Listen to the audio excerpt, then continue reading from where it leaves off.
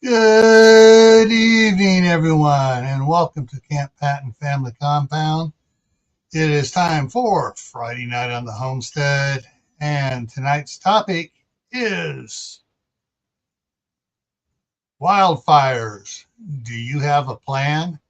And I didn't realize this was going to do this till about 20 minutes ago. All righty. So, how's everybody doing out there? Get up here on the comment section, scroll up to the top. All right, first comments came in this is mountain time, at little before 1 o'clock in the afternoon. Prepper for the Ages did her first time pressure canning session on an electric canner.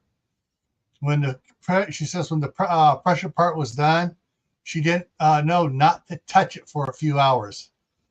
And then the next comment was, I'm just glad that the water spout didn't hit the ceiling. I'm more concerned about when she started cracking it open, if everything in the jars siphoned out of the jars. Oh, man.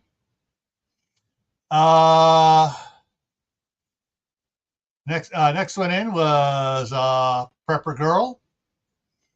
And then Crew 1351, Shady Hill Homestead, Diana, and Moon over Miami, and people are talking to each other.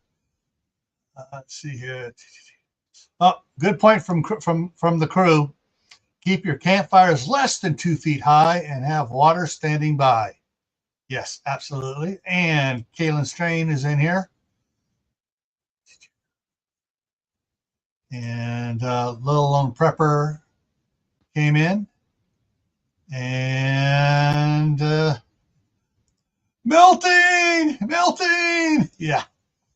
My grandkids, especially the youngest one, Oliver, he's 6. Yeah, Oliver turned 6 a couple months ago. And he's like, I'm so hot, I'm melting. I need water, I need this. And I'm out there looking at it, go, dude, you want me to turn on the sprinklers? You can run through it. No, I need water. He's like, guy, give it a rest. And I hear him making comments in the back here.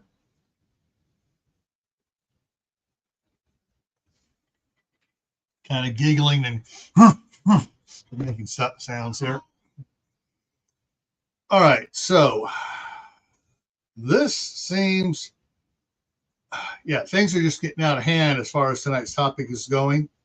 The nation's largest fire is the Cottonwood Fire in Beaver County, Utah. It is currently at 94,420 something acres. I can't remember what the final digit was. I only remember that because somebody said, "Oh, it's up to 92,000." I typed in there.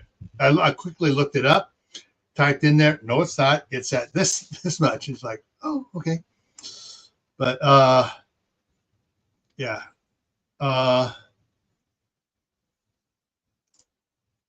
It's 95. Was 104. No rain in sight. Fireworks canceled tomorrow. I wish everyone in my town.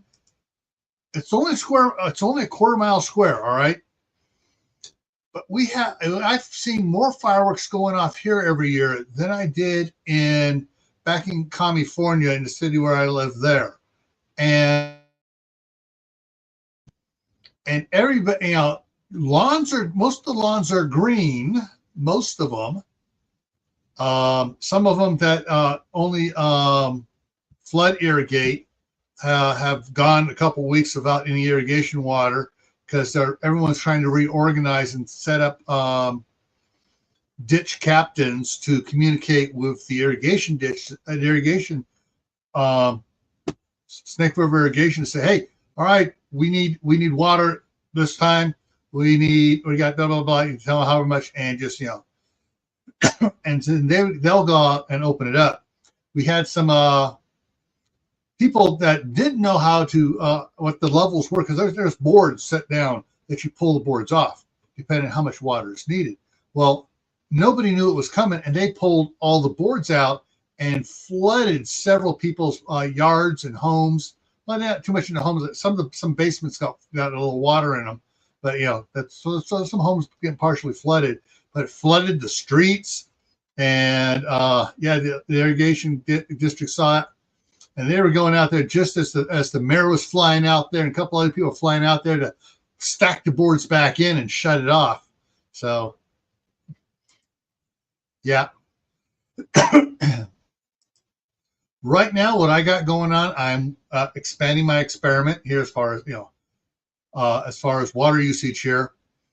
I have 3 275-gallon IBC totes hooked up to the gutters on the back of the house, and I got sprinklers set up on top of the house. No AC in this house. Got dark brown shingles on the house. It was that way when I bought it. If I was putting it on, I would be putting white shingles on, and because they reflect the heat. And I got sprinklers up there that come on, one half for 1 hour, the other half for the other hour. All the water comes down, collects it. When the tanks get just about full, I turn off the water to the timer for the other part and turn on my pump. And I got other sprinklers up there that just start watering it, recycling the water, and it recycles it. It'll recycle it for a day or two, maybe a little bit longer. If I don't shoot water out also onto the lawn as well, which I do sometimes. So I got a little bit of fire protection on top of my house. I can turn on my sprinklers up there, but I'm getting more and more green lawn around the house from saving the water and redoing it.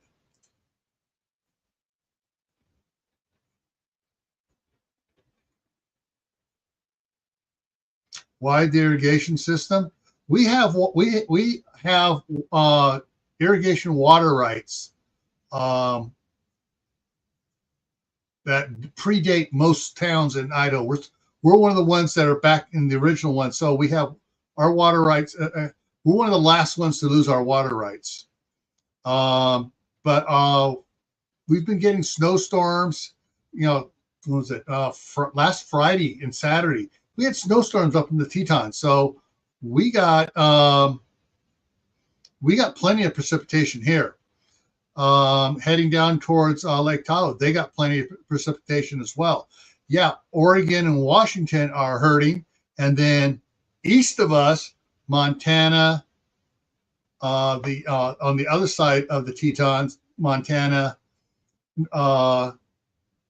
Colorado, Wyoming, yeah, they're all hurting on their precipitation. We're sitting good. The water, if we don't use it, it's just going to flow right on out to the Pacific. So yeah, that's why we're using ours, and we don't even use a tenth of the cities doesn't use a tenth of the well water rights we have, and they said, we were told you need to use more water, otherwise we're going to take the rights away from you. So yeah, I know it's a political charge, and other parts of the country are flooding. There are parts of the country that are just getting flooding. Last, whatever the 26th was, 26th.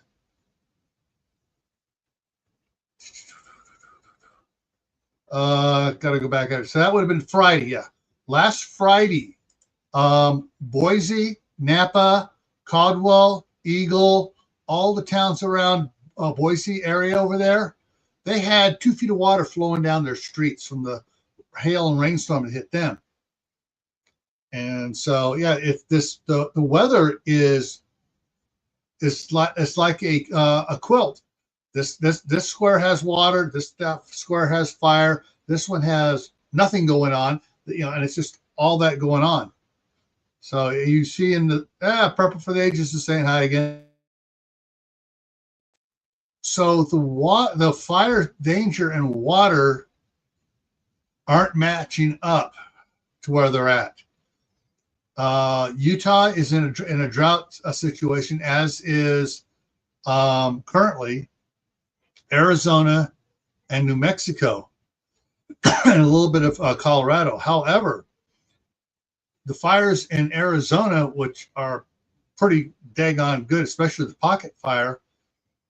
Arizona is expecting here in their monsoon season to hit off again, and that'll take care of most of Arizona putting out the fires just from Mother Nature.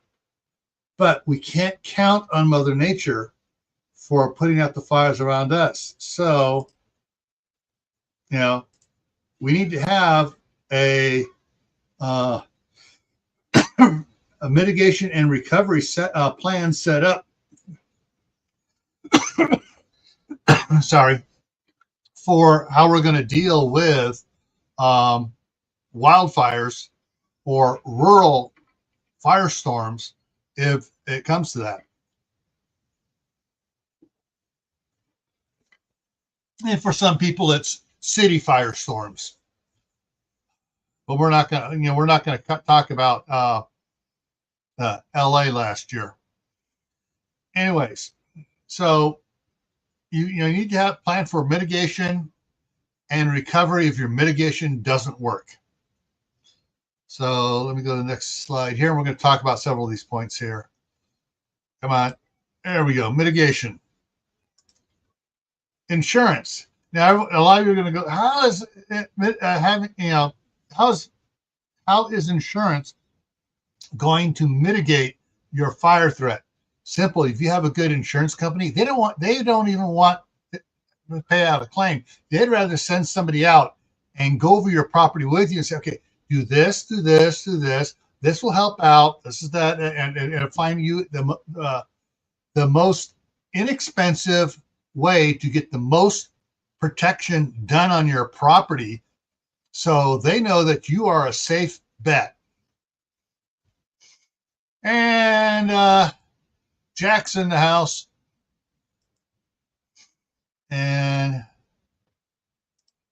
we're between severe and extreme drought. A lot of restrictions in place.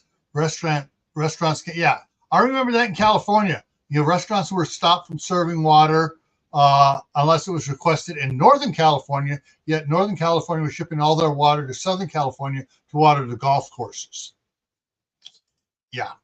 Anyways, last night, Kaylin, if you can remember it, which ones were the residential area in your state now allowed to water their lawns because they had rainstorms and it increased their reservoirs and stuff? I think it was the west central area of Iowa was now off of water restriction for watering lawns. And if you are on restrictions and suddenly take it off, don't go out there and dump all the water you can on it. Water conservatively. So, because if everyone goes out and just turns it on, also water level, and go, oh, wait a minute, you guys are acting like fools. We're back on water restriction. They did that in California. The Northern California, Danville is a snooty area. Alamo is a snooty area with lawyers, and there are a couple areas, and this is what all the things had gone into for development stuff for all the rich people. Central Iowa, but on an odd even schedule, only residential ban got lifted. There you go. Let me put that up for everybody to see. So yeah, only residential ban got lifted.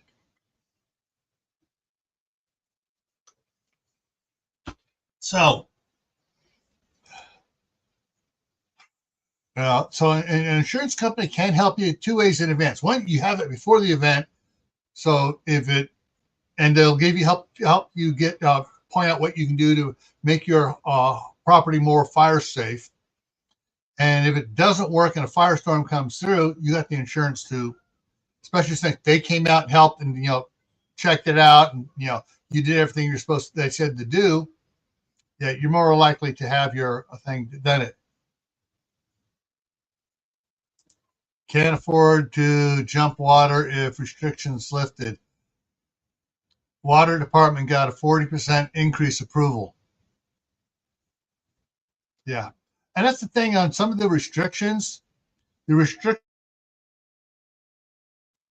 We're lowering the amount you can use. If you go over that, we're going to charge you an arm and a leg and a firstborn.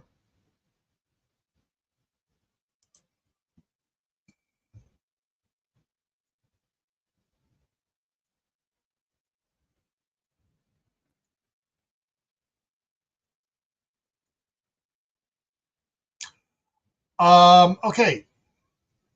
What I did during the one peak time in California where it was really bad, I set up a platform on the side of the house up about 6 foot high and put several IBC totes up on it and a bunch of 55-gallon barrels, and put another barrel underground and fed water from the showers and the bathroom sinks into it. And then we pumped the water up, that gray water up into these tanks. And then I had a on-demand pump that went down and into the master bedroom toilet.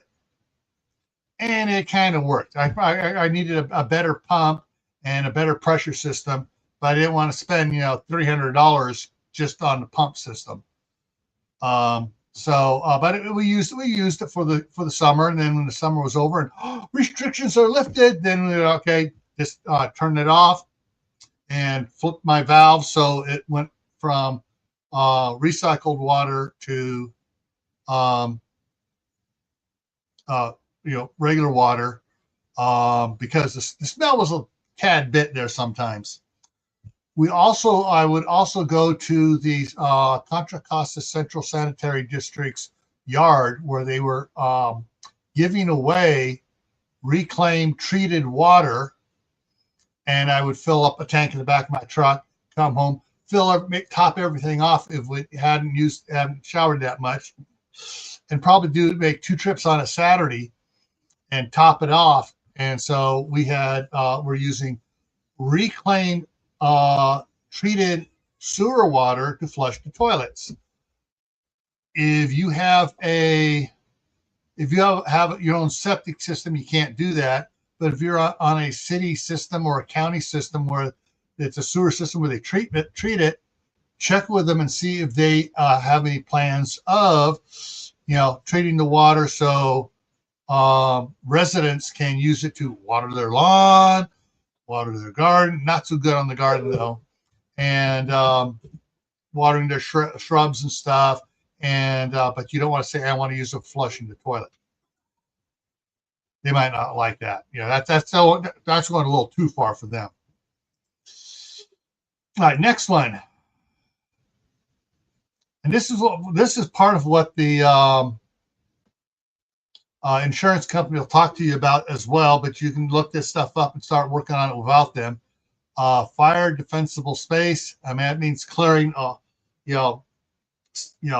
shrubs away from the buildings if they're not lusciously green. Clearing, keeping the grass mowed out. Depending on how big. If you're in a city and you're on regular lot sizes, quarter-acre lot sizes, there's only so much you can do because the neighbor's house is so close. But you can do yours. If you do yours and they do theirs, and more people do it, they'll give less fuel for a fire if sparks should come flying into your neighborhood. But if you got a couple acres or so, an acre or more, you just you clean it up and keep the stuff pushed back. Trees that are dying, get them removed so that you don't have burning timber standing, standing fuel. That's what I want to say. Standing fuel there, ready to burn. So get that out of it as well. Clean up weeds and bushes around any garages, sheds, chicken coops, barns, etc. Firefighting water during the wintertime. Get some IBC totes. During the wintertime, fill them up with rainwater and keep some of them with a little pump on it. And that way you can if you lose your water pressure, you have some water to fight fire and stuff like that. I'm going to change something up here for a second, folks. Let me bring something up here.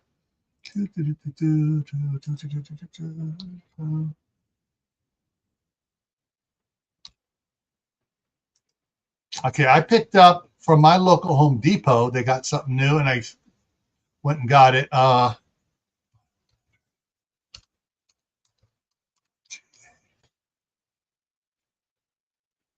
Let's see if I can bring this up here. Just so yeah, there it is. That's the one. Come on.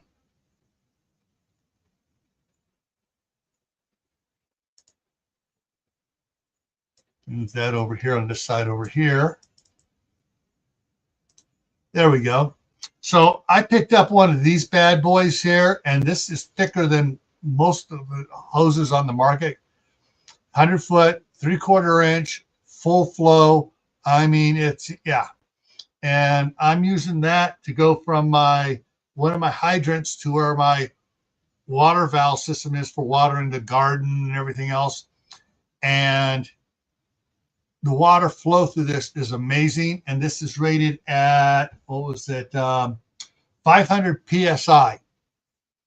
Okay, so there's that. And let me do a little Amazon shot here for you guys. Yeah, I've been getting all the pieces and stuff I need to work on my system here. Oh, I got socks for the grandkids. Come on, let's go. Next page. Where is it? There. So I got, this is coming, the 8th thing. I have one just like it. And it puts out, it is the 1,500 gallons free flow. So you put a hose on and stuff. It'll reduce the amount, but it takes for I have one right now that's on my tanks. I'm using an identical one to it, and it takes about, using the sprinklers on the roof and 3 of the impact sprinklers out, freestanding impact sprinklers. It takes about 3 hours to drain the tank. Okay, and that's 275 times 3. But it's stuff that's sprinklers going on the roof. It's reclaiming, but we're losing water through evaporation up there. So yeah, those impacts that are out there, they are really chucking it. It's putting out more pressure than the city water system does. So one of these things is kind of neat, and $89. Actually, I think I paid a little bit less for it, because I think it was because I ordered it during Prime days. So getting water, storing rainwater from when it's raining and stuff, and having a couple tanks around gives you an option for having water protection. If you have your own well and your water pressure is not a lot, you can fill up some of those tanks, and then you use a not surge pump. Basically, it increases your pressure that from what your well normally would do if it goes to a tank with an air pressure on it or gravity feed. You can increase the pressure a little bit for certain things that you need. Okay, let me go ahead and drop that down. Okay, let's get back to this. All right. Yeah, fighting water is something. I have a feeling Mark is on his way up to his cabin. He's planning on putting several of those up there and getting it all hooked up with the 3-inch fire truck suction. So if there's a fire up there, and they'll drive up the fire truck, say, "Oh, well, okay, here's another couple thousand gallons of water we have here we can use to help fight the fire." And I guarantee you, firefighters, their $500 spray nozzles they have on their 1.5-inch hose, are amazing what they can do to use as little water as possible, but knock down the fire. What else I got here? Oh, the other thing you need to have in mitigation wise to save your life is a bug out plan. If they come in and they say, hey, we can't stop it, it's coming here, it's big, it's nasty, you need to get out of here, you best have a plan in place. So you pull out your little book, open, okay, grab this, grab the little the fireproof file box of all important documents in it, get everything you need so you can get out of there and, be alive afterwards. Years ago? Or was it 3 years now? Or we're coming up on 3 years now. With the fires down there in West LA, up where Steve is at from, just lost it. Just lost his channel. The name of his channel there. Oh, shoot. Corsair Trainers. Steve at Corsair Trainers. His whole neighborhood, they were saying, hey guys, get out here. We don't know if we can save the neighborhood. This, and they evacuated whole neighborhoods there. Fortunately, they stopped it before it got inside his neighborhood and started taking out houses. But they evacuated everybody because they didn't know, because it burnt right up the fences. Some fences got singed or burnt. Yeah, thank you, Kaylin. And yeah, so yeah, it's he went to he evacuated for a week, went to stay with his son up in Northern California. Oh, you can come back. Came back, house was intact. But yeah. Yes, if you have underground cisterns and stuff or old ones like that, that's absolutely amazing.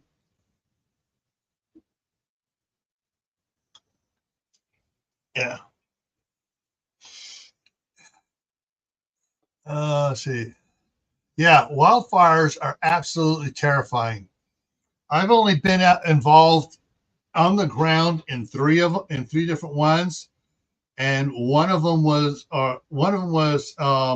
for work. The other two was we were going hunting, and the area we checked the night before. Fires wasn't even anywhere near where we were going.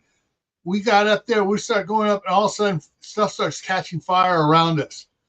So we stopped on the highway, went out and just started putting stuff out as fast as we could. All these little small fires, like some were like only about a foot round, with some embers came down, some grass started burning.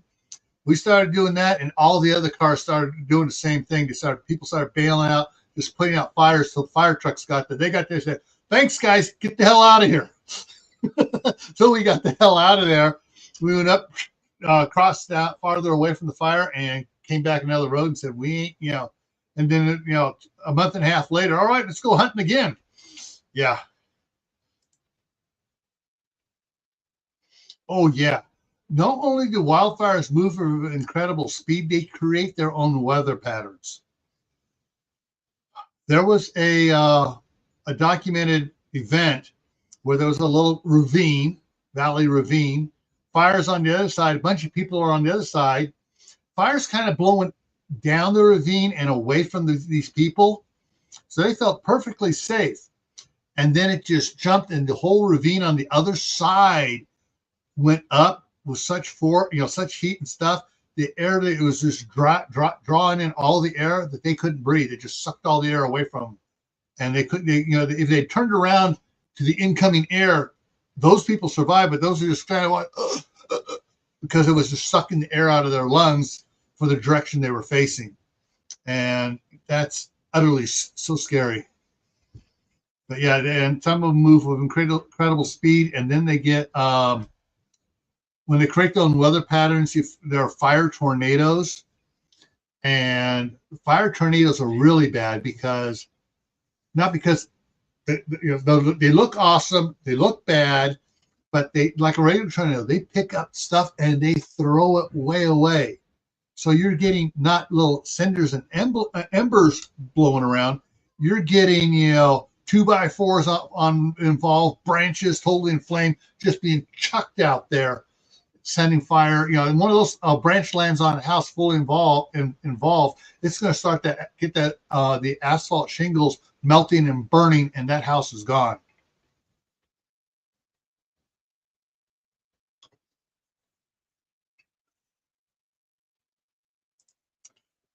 Last year, a grass fire behind a gated community was NPT. I'm looking, O's right next to P, so O was not properly dealt with, damaged several houses and buildings. Got it, Kaylin. Yeah. And that's the thing is even in suburbs, the Ozzie and Harriet and Dennis the Menace suburbs, where everyone has white picket fences and stuff. They're on the largest. I mean, they're on quarter-acre lots. Some just a hair under quarter acres. But you get one house on fire, you get all that heat radiating heat to the next house. And if the fire department isn't there in time, now you got 3 houses on fire. So yeah, it can go it can just run wild in a neighborhood. But yeah, having a plan to get out of there, knowing what you have to take, having your documents, insurance, life insurance, house insurance, life insurance, car insurances, medical records, copies that you can get, all in a fireproof file safe, or just a cash box type where you just got everything put in there, and it's supposed to be fireproof, and you just grab that and go, as well as change your clothes and some other things too. But yeah, and if you want a fire's starting to come towards your area, don't wait till we get told to evacuate to start packing. If you have a travel trailer, get it loaded. If you have an SUV or something, pack stuff up and make sure it's ready to go. If you're still going to work every day, pack stuff in there so while you're at work, the evacuation order comes out, you don't have to worry about going back home to get stuff because you already got it. And you have a place where you and your spouse and kids can meet up at, where they know they're supposed to go to. Yeah, suburbs are really bad. If you Google Santa Rosa, California fires, and then when it pops up, click on images, you see whole neighborhoods just burnt and gone, and you'll see where 1 or 2 houses survived because of the wind pattern. The paint's all blistered on them, but it didn't take, because the way the wind was blowing, because all the other houses was burning, they didn't burn. And there'll be a tree, it's like, how'd that oak tree survive? And you look over, and on the other side of the property, all the pine trees are gone. So yeah. Oh yeah, natural gas lines too.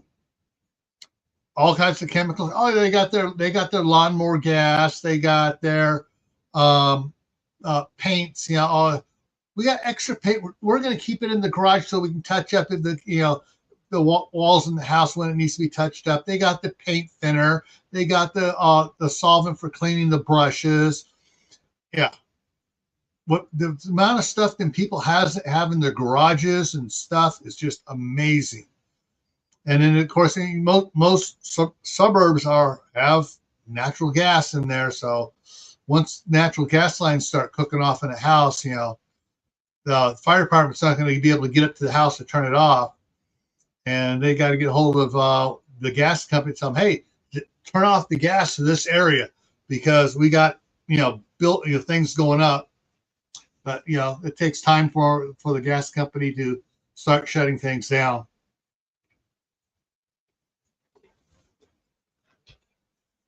All right, so there are probably other things you could think of to cover it. Some people, if they're in an area where there are fires. Wildfires are a fact of life. They may never get it, but it's still a fact of life for them. People install fire sprinkler systems on their house. If they have a pool, they plumb it up to the pool. So if the water system goes down in the area, because the fire department's pulling all the water out off the hydrants, they can hook up their house to their swimming pool by turning some valves and start pumping water onto their house. There are a lot of ways that there's companies that actually paint houses with a they have a fairly good number of colors they can do it with, but when the heat gets up to it, like it's going to start burning the paint off and stuff, it stuff bubbles up and turns to a protective barrier. Yeah, it's ugly. You got to clean it up afterwards, but the house is still there. All right, let's move on to the next one here. Recovery. Most people don't plan on recovery in their fire plans. Again, insurance. Part of the recovery is dealing with the insurance company. That's why you want to make sure your policy is in your little fireproof box if you have to evacuate. You also want to have videos and photos of everything you owned. And if you are worried about your insurance company saying, no, you don't have that, you invite your insurance agent over to come through your house, and you videotape like that. So we got this here. Here's all, and your receipts for high ticket items. You want to keep those in that fireproof box as well, and just go over it with them. So you got the insurance guy seeing it, acknowledging it, and they can't deny it. Having a rebuild plan. Some people, when they have let me go change this up since I don't have a guest up here.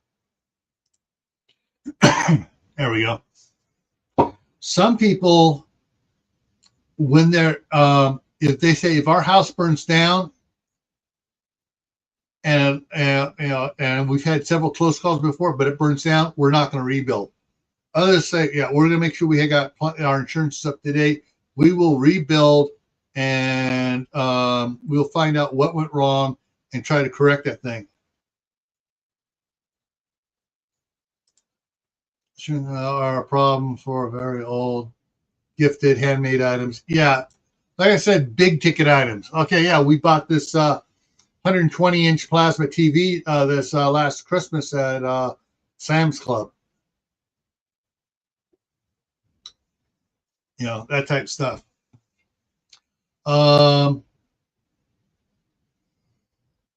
Yeah, but if you're planning to rebuild, if you want the house exactly like it is and you bought it brand new, you can get the blueprints from the builder as part of the deal for buying it. That way, if something happens, it's like boom. If not, if there are things that you learn to hate about the house, and like, we should have gotten the other plan that had this change and that change on it. You know what to do and stuff. And if you have pre-approved plans for the community where you were in, it makes it so much quicker to, hey, these were already approved and we're just rebuilding.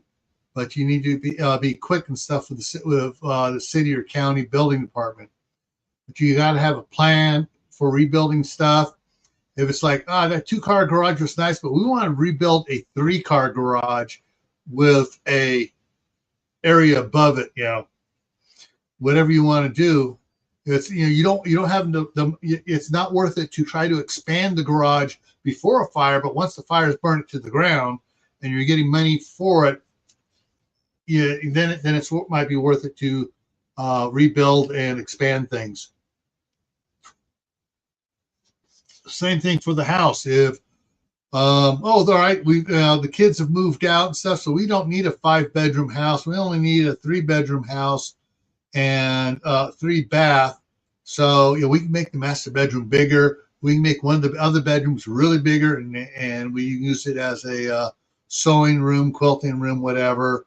But having a rebuild plan, before things get to it where you have to is always nice. Because they say try not to do certain things after a major disaster event type thing. But if you have plans from beforehand, you're set ahead of the game. Relocate options. Like some people, they go like, if fires get so bad that the house burns down and it's we don't want to stay there anymore, have relocate options. All right, where do you want to move to? Start looking. My wife and I started planning for my retirement in 2014. Just what things we wanted, we didn't want. 2016, in the spring, we actively started looking to buy property. We were coming up here to Idaho, making trips up here, looking at some of the stuff we found online. Made a couple trips looking, and our real estate agent we stumbled upon up here and picked up by accident, because the one we'd contacted stuff bailed on us when we were on a trip up there. And anyways, she was the one showing one of the houses. She goes, "Where's your real estate agent?" We told her what happened. She goes, "If you want, I can go with you the rest of the day." Well, she went with us a couple times out when we were visiting. The one time we weren't up here, she found the house we bought across the street. They were just putting the for sale sign up, stopped. She goes, "How much you asking for?" "I got a buyer for you right now." She called my wife and goes, "I bought a house for you." But she lives in this town too, so it was one of those things. But relocate options, are you ready to move from the north and retire down somewhere south? Are you tired of the ocean and you want to go to the mountains? However you want to do it, have relocating options available for you if you don't want to stay there if the place ever burns down. If you're going to be rebuilding everything, make a list of equipment that you would want to get to help keep your land up that you didn't think you had a need for. That would be nice, but it wasn't, you didn't see it. Some equipment I'm talking about is like the walk behind sickle bar mowers. It's not nearly as expensive as a tractor stuff, and they'll take down 2-inch saplings. They'll cut down to 2-inch. And it cuts through it and starts chopping everything up. But yeah, there are several walk behind ones that are a lot cheaper than getting a small tractor. A lot cheaper, and you can take care of weeds on hillsides a lot easier than you can with a regular mower. And oh yeah, okay, Kaylin, good point. So there are a lot of things to consider as far as if you're going to be keeping it and you want to, and you realize, okay, we should have had this here to make the property safer. Now you can, if you're rebuilding and you're downsizing because kids have moved out or whatever, so now you got a little extra money, you can get some other equipment to do it, to take care of it.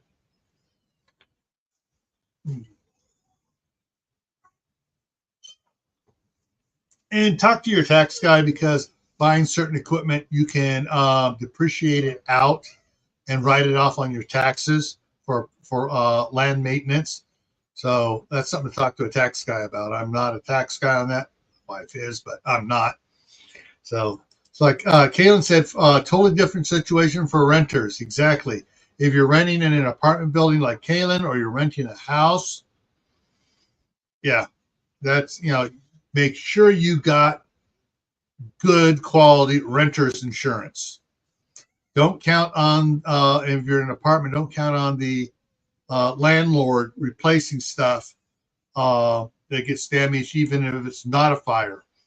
But yeah, you want to have your own renter's insurance to cover your stuff, video and photo it just like normal.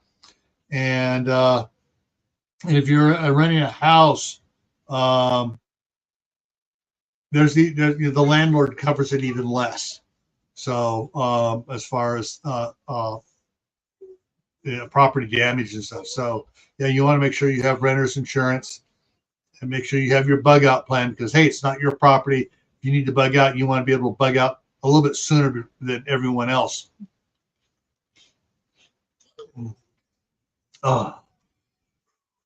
Okay. Yeah, I think that covers just about everything I wanted to cover. Any questions, folks?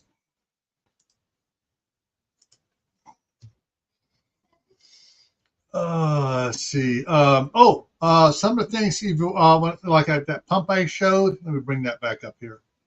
And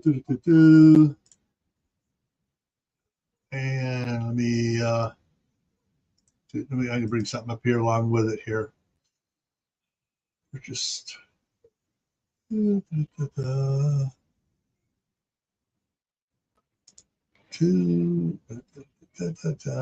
that one.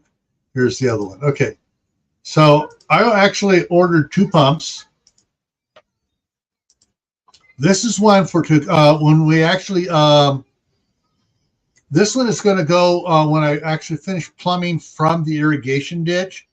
I'm setting up a pump station over there. This is going to be the pump I'm going to use in the pump station over there. And I will, hang on a second here. Grandkids were getting all noisy.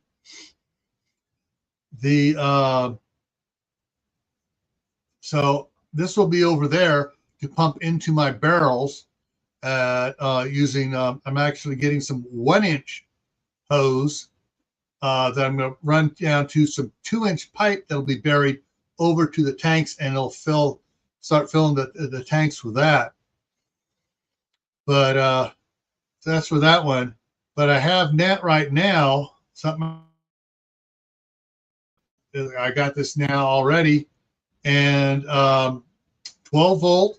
I'm pulling some of my solar panels out. I got some lithium iron phosphate batteries that I can hook up to charge up with the solar panels, and that way I'm not using Rocky Mountain Power to power my pumps I'm watering on the house and stuff.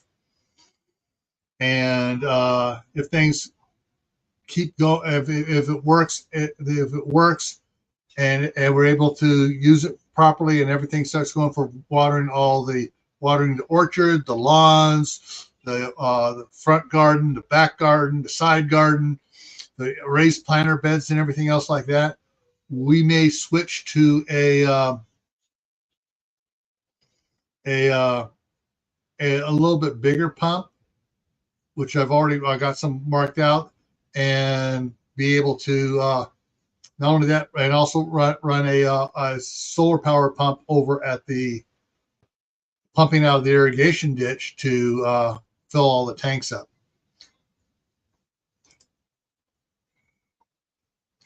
It pulls out of the Snake River, and so it pulls out of Snake River, and there's the whole area it has a network like city streets of irrigation ditches around here for all the farmers and stuff.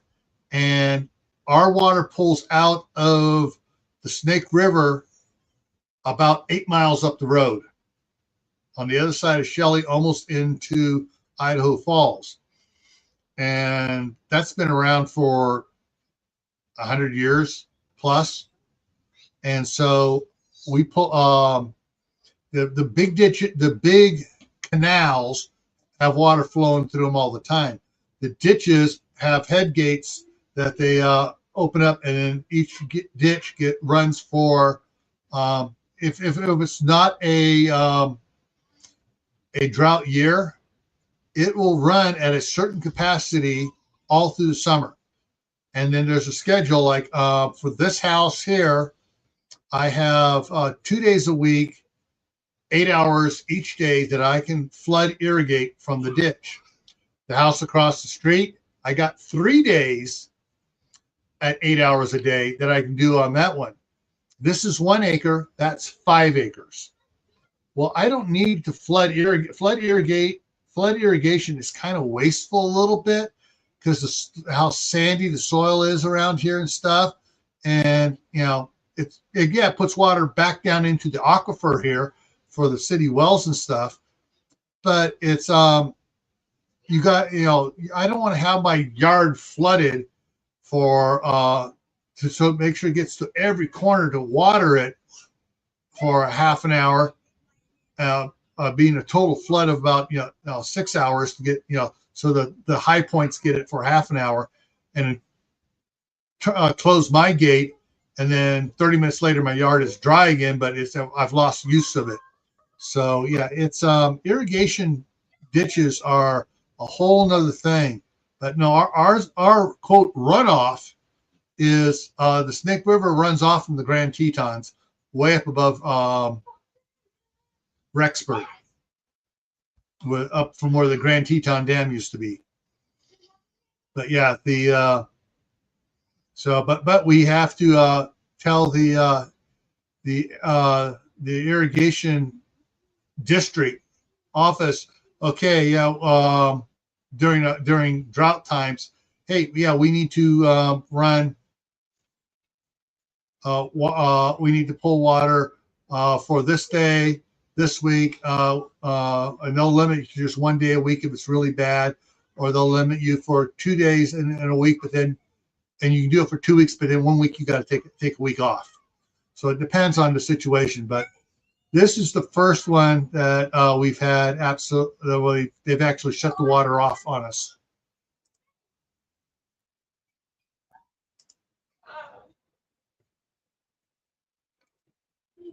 Yeah. All right. So we're going to wrap it up here. Get over here and get it up. Monday on Camppatton. No, tomorrow. Sorry. Tomorrow on Gray Man Prepping. The topic is 4th of July. After they come for your weapons, what are your plans? Monday on Camppatton Family Compound is canning broth. Leave the fat in or remove it. And that's the starting point. We will cover more about adding other things, making soup broths and other type of broths. So it's going to be a little bit more in detail than that. Tuesday on Gray Man Prepping, froze, human-powered gadgets for living without power. Thursday's the Midnight Ride. Next Friday here is farmers markets. What are your plans this year? Because farmers markets now are actually, previously farmers markets were importing fruit and stuff until they got the local fruit and stuff and food and stuff going there. So farmers markets, what are your plans? Yeah, not this Saturday, next Saturday, I'm planning on taking the grandsons up to the farmers market and walking around and checking it out and seeing what it's like. All right, everybody, remember, make sure your garden's doing good. And if you can, expand it a little bit, okay? All right, see you. Hopefully I'll see you all tomorrow for Survival Saturday. Take care.